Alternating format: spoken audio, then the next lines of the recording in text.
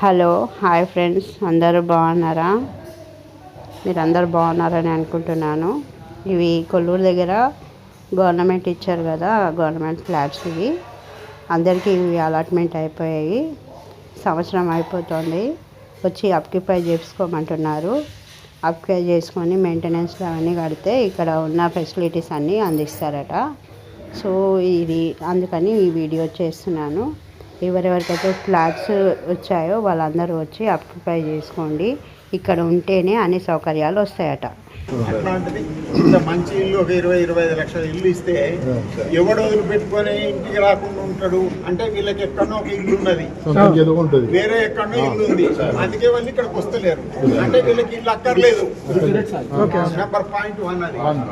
అదే కిరాయిదారు అనుకో, వేరే ఎక్కడో 10,000, 8,000, 10,000 పెట్టి కిరాయికి ఉంటారు. మరి 10,000 కిరాయి పెట్టే సొంత ఇంట్లో ఇచ్చినాక ఎవరికి రావాలి కదా? ఇక్కడ 10,000 తప్పుతాయి కదా.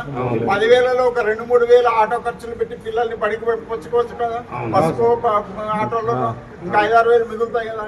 అయినా ఎందుకు వస్తలేరు? అంటే వీళ్ళందరికీ ఎక్కడో ఇండ్లు ఉన్నాయి కాబట్టి వీళ్ళు వస్తలేరు.